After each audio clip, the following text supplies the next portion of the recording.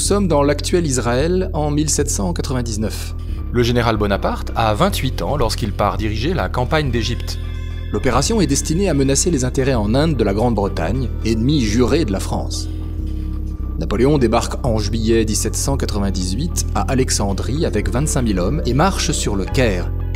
Nelson en profite pour détruire la flotte française à Aboukir. L'armée, isolée, se dirige donc vers l'est.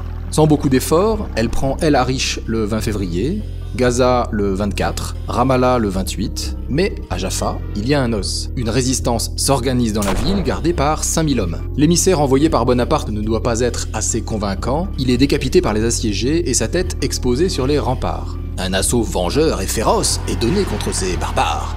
2000 combattants sont tués par l'armée française, qui ne perd qu'une cinquantaine d'hommes dans la bataille. Les 3000 survivants sont réfugiés dans des bâtiments et négocient les conditions de leur reddition. Les aides de camp de Bonaparte acceptent de leur laisser la vie sauve, ils sont donc faits officiellement prisonniers. Mais le général est furieux. Où voulez-vous mettre 3000 prisonniers? Comment les surveiller? Les nourrir? Vous croyez qu'on a que ça à faire?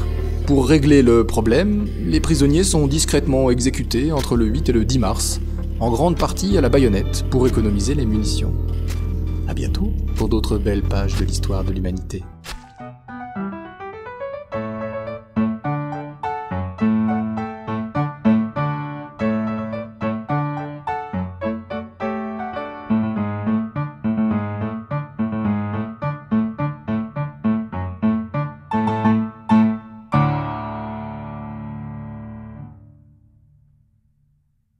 Le statut de prisonnier de guerre n'est réellement défini qu'en 1907 avec le traité de La Haye. Il est conforté par les conventions de Genève de 1929 et 1949. Auparavant, un prisonnier, c'est souvent un poids mort. Pendant l'Antiquité, il était réduit en esclavage. Par la suite, quand c'est un officier ou un souverain, il est utilisé comme monnaie d'échange ou comme otage.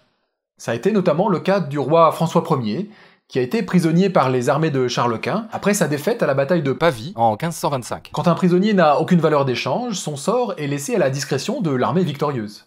Or, il y a une expression latine très ancienne et très claire sur le sujet, vae victis, malheur aux vaincus. Napoléon est envoyé faire la guerre en Égypte par le Directoire. Le jeune général bénéficiait d'une renommée encombrante, notamment après ses victoires dans la campagne d'Italie, à Arcole ou à Rivoli. On le savait ambitieux, c'était donc probablement un moyen de l'éloigner de Paris, tout en bénéficiant de ses talents militaires. Napoléon, quant à lui, y voit une occasion d'agrandir sa renommée, et il se voit marcher sur les traces d'Alexandre le Grand ou de César. La guerre d'Égypte et de Syrie a duré plus de 2 ans. Un tiers des forces françaises engagées y meurent de maladie ou dans les combats. On parle volontiers d'expédition en Égypte, puisque l'armée y était accompagnée de plus de 160 savants, ingénieurs, historiens et artistes.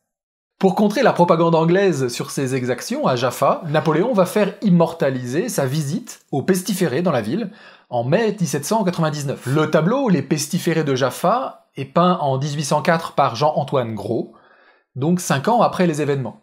On voit Napoléon, sans gants, toucher de sa main nue au mépris du danger un pestiféré, un petit peu à la manière des rois de France qui avaient le pouvoir de guérir au simple contact. On a tendance à oublier qu'à l'époque, il avait proposé d'euthanasier les malades par commodité. Napoléon n'a jamais vraiment exprimé de remords d'avoir fait assassiner 3000 hommes désarmés.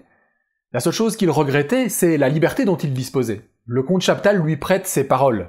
« Il n'y a que Wellington et moi en Europe capable d'exécuter ces mesures.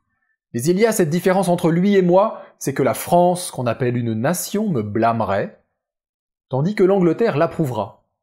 Je n'ai jamais été libre qu'en Égypte, aussi m'y suis-je permis des mesures pareilles. » Merci de votre attention, je vous dis à bientôt pour un nouvel épisode de Horror Humanum Est.